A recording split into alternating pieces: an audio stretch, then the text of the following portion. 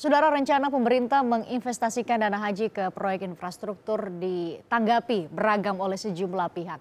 Bisakah dan sudahkah atau sudah tepatkah dana haji ini dimanfaatkan untuk mendanai pembangunan di dalam negeri? Untuk bahasnya sudah hadir di studio ada mantan Irjen Kementerian Agama Muhammad Yassin. Selamat malam Pak Yassin, Assalamualaikum. Waalaikumsalam. Kemudian juga ada anggota DPR Komisi 8 dari fraksi Gerindra, Pak Anda. Selamat malam, Assalamualaikum Pak Anda. Waalaikumsalam. Kemudian juga ada Ketua Bidang Informasi Majelis Ulama Indonesia, Mas Duki Badoy. Selamat malam, Assalamualaikum Pak Mas Duki. Waalaikumsalam warahmatullahi wabarakatuh. Saya ke Pak Yassin dulu. Pak Yassin, katanya ini sudah katanya ya, saya konfirmasi kembali, sudah dipraktikkan atau sudah dilakukan sejak tahun 2009. Memangnya selama ini prosesnya seperti apa?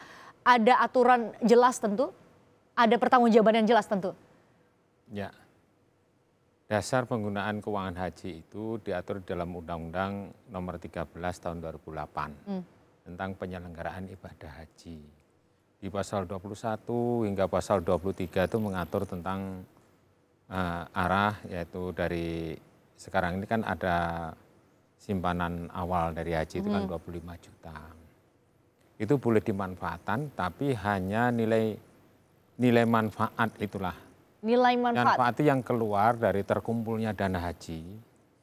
Jadi pasal 21-nya menyebutkan bahwa itu atas nama rekening Menteri Agama. Itu Undang-Undang 13. Kita belum berbicara Undang-Undang 34 tahun 2014 tentang pengelolaan keuangan haji. Kita mulai dari apa itu namanya Undang-Undang 13 2008.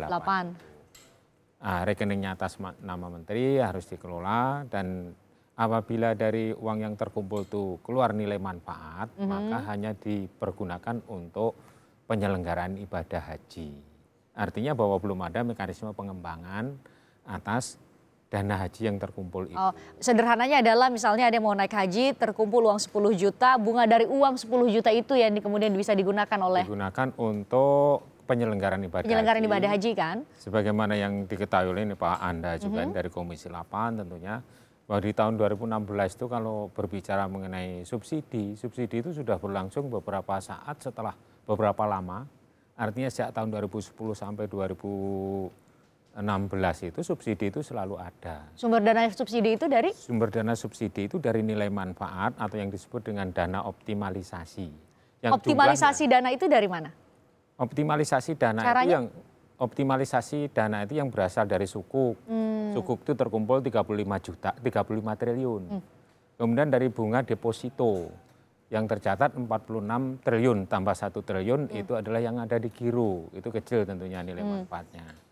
Nah, ini yang menjadikan suatu concern kita untuk membahas itu, bahwa mari kita manfaatkan dana-dana itu yang keluar dari investasi di sektor keuangan dan sektor real nantinya itu betul-betul mempunyai nilai syariah. Karena di dalam asas pemanfaatan dana haji yang sekarang setelah keluarnya Undang-Undang 34 tahun 2014 yang pertama itu harus berasas syariah. Yang kedua kehati-hatian. Kemudian nilai manfaat, kemudian nirlaba, transparansi dan akuntabilitas. Karena di pasal 26 itu bahwa kewajiban BPKH nanti akan menyampaikan ke media tentang kinerja dia. Badan Pengelola Keuangan Haji yang baru kemarin tentang asetnya, tentang posisi dari keuangannya, untungnya berapa. Kalau untung itu setiap 6 bulan sesuai dengan perintah undang-undang itu harus dideklar kepada publik melalui media dan dilaporkan kepada Presiden melalui Menteri Agama serta kepada DPR. Komisi 8 tentunya ya. Setiap 6 bulan. Dan di pasal 28 bahwa BPKH itu harus menyusun apa yang disebut dengan rencana strategis dan rencana kerja. Rencana strategis itu 5 tahunan, rencana kerja itu tahunan. Nah, inilah mestinya sebelum ini rame-rame ini, karena prinsipnya juga kehati-hatian dan transparansi kepada publik, maka harus dibuat dulu analisis keekonomian. Jadi jangan bisa boleh.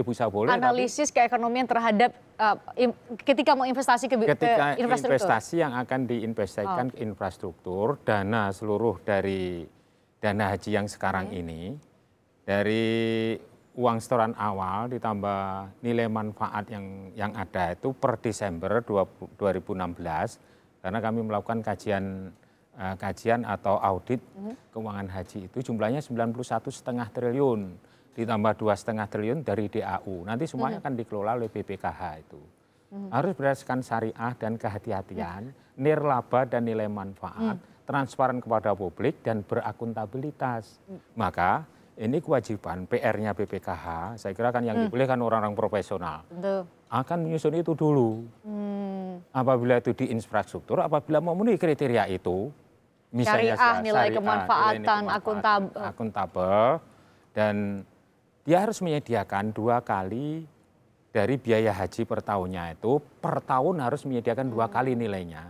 Kalau 1 tahun itu penyelenggaraan ibadah haji habisnya 10 triliun, maka harus ada uang cash on hand, itu 20 setidaknya triliun. 20 triliun ya? Ya, kalau infrastruktur kan ada grace period.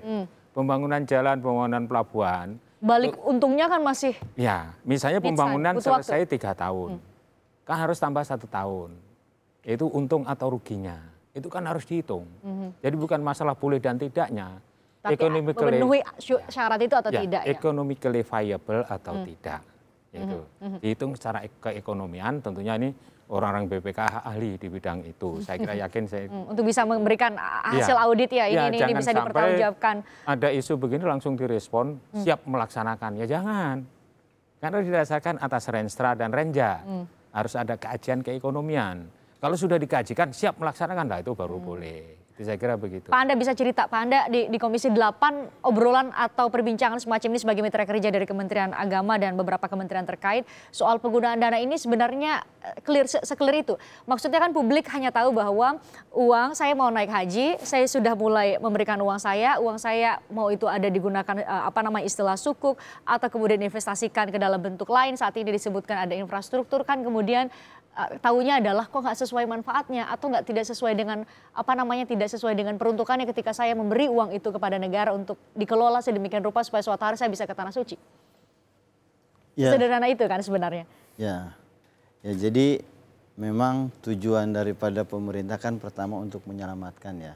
Dana haji ini jangan sampai disalahgunakan dan juga manfaatnya memang optimal. Nah, waktu kami pembahasan ini bagaimana antara regulasi ya, antara operator itu dipisahkan. Nah, supaya memang ngontrol bagi kami itu lebih mudah. Yang kedua, memisahkan antara dana pemerintah APBN dalam proses pembangunan jangan dicampur adukan dengan uang terutama untuk dana abadi umat ini ya, sedangkan dana untuk haji. Nah, maka kami saat itu punya inisiatif untuk memisahkan antara regulator sekali lagi ya sama dengan operatornya.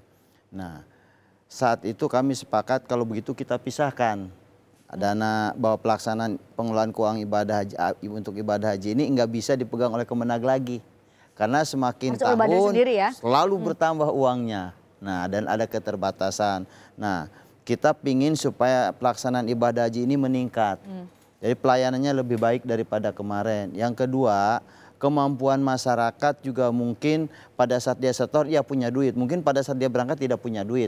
Nah, bagaimana untuk meringankan calon jemaah haji ini tetap bisa berangkat dengan keuangan yang barangkali tidak terlampau signifikan naiknya. Betul, makanya kemudian dipikirkan untuk subsidi tadi ya. Maka dana haji yang terkumpul ini bagaimana terpisah pengelolaan dari pemerintah. Maka dengan undang-undang ini kami untuk sebagai bahan artinya pengelolaan keuangan haji bagi pemerintah, nah jangan sampai campur adukan dengan keuangan pemerintah. Nah, sehingga kami bentuk namanya tadi Badan Pengelola Keuangan Haji BPKH ya. BPKH. Nah, dengan dibentuknya BPKH ini yang sampai saat ini kami melihat dana haji ini kurang lebih sekitar 93,2 triliun. Nah, dana ini cukup besar sekali. Nah, jemaah haji saat ini setor hanya 25 juta.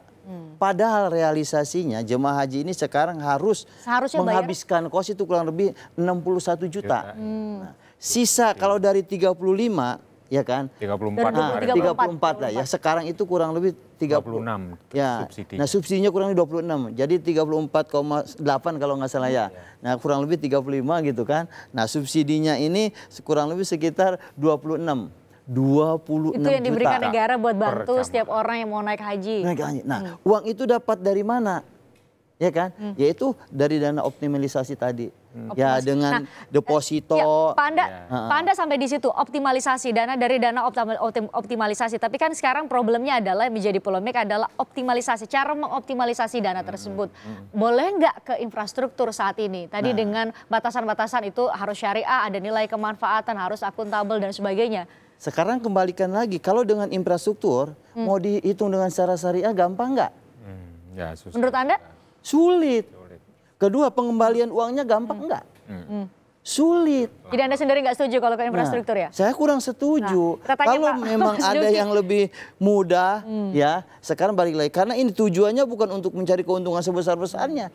Kan? Jadi selama ini kan sukuk ya, itu sudah dijamin itu surat berharga negara syariah. Negara. Itu kan lebih Surat aman, syariah berharga, lebih safety, lebih baik. Negara. Kan gitu. Kita tanya ke Pak Mas Duki. Pak Mas Duki, Anda kan sudah selesai ya, kita selesai bahwa iya saat ini setiap warga negara Indonesia yang beragama Islam bisa ke tanah air diberi bantuan oleh negara 26 juta lah kira-kira seperti itu. Nah sekarang pemerintah mau cari uang 26 juta itu dengan cara lain nih, mau ke infrastruktur, itu sederhananya ya, mau ke infrastruktur. Kira-kira dengan syarat-syarat yang ditentukan dalam Undang-Undang 34 tahun 2014 Pak Mas Duki, harus syariah, kemudian ada nilai kemanfaatan dan sebagainya, infrastruktur kira-kira tepat nggak? Saya kira yang perlu dijelaskan oleh kita semuanya ya, itu justru duduk soal sebenarnya dari perkara dana haji yang sekarang dikelola oleh badan khusus. PKH ya? Itu saya kira yang mesti dijelaskan kepada publik agar publik itu tahu duduk soal sebenarnya. Karena kalau kita ngikutin polemik, apalagi itu polemiknya sekarang itu nuansa politiknya hangat gitu ya. Itu terjadi lalu ada soal yang lain yang membonceng di belakangnya itu soal politik gitu loh. Seharusnya itu bisa dipisahkan. Nah, saya kira MUI tidak akan masuk ke wilayah politik yang digoreng oleh teman-teman politisi yang makin dekat ke 2019. Kita tidak ikut itu gitu ya. MUI saya kira lebih concern kepada duduk soal sebenarnya dari bagaimana sebenarnya dana haji itu. Nah kalau itu persoalannya maka bisa dijelaskan begini. Pertama adalah bahwa Undang-Undang 3414 itu saya kira itu adalah transformasi yang luar biasa dari persoalan yang tadi sudah dikemukakan oleh Mas Yasin dan Mas Nanda. Dan DPR kita mengapresiasi, kita ikut mengapresiasi kepada DPR dan pemerintah bahwa ada sebuah transformasi manajemen keuangan yang luar biasa yang semula dikelola secara tradisional, lalu kemudian sekarang dikelola secara profesional, modern. Tadi sudah dijelaskan oleh Mas Yasin secara rinci, terus ditambah juga oleh Mas Nanda. Artinya misalnya satu contoh misalnya tidak mungkin kita mengeluarkan badan pengelola yang profesional itu mengeluarkan dana itu atau menginvestasikan kemana tanpa ada renstra. Itu nggak mungkin. Juga tidak akan mungkin dikeluarkan tanpa ada rencana-rencana tahunan misalnya seperti itu. Sehingga dengan demikian maka apa yang dikemukakan oleh Bapak Jokowi ketika melantik itu sebenarnya yang dia mau itu adalah marilah kita investasikan sebesar-besarnya keuntungan dan kembalinya kepada para jamaah haji. Kan kira-kira seperti itu intinya. Cuma karena ini persoalannya adalah persoalan politik gitu kan. Lalu menjadi hangat. Lah saya ya monggo silahkan aja politisi, saya juga pernah jadi anggota DPR. Jadi tahu ya nuansanya. Gitu nah kan. ini clear, jadi, malam ini di Sapa Indonesia Malam kemudian kita clear. Apakah betul ada unsur politik yang membuncengi isu ini? Karena tentu kami hadirkan dialog ini untuk Anda saudara supaya kita clear. Betul nggak kira-kira Anda yang sudah mulai nabung dan berharap bisa suatu hari ke Tanah Suci uangnya nggak diapa-apain. Pun ketika dibantu oleh negara ya jangan sampai kemudian merugikan negara itu sendiri. Saya akan tanya ke Pak Anda nanti. Usai jeda saudara di Sapa Indonesia.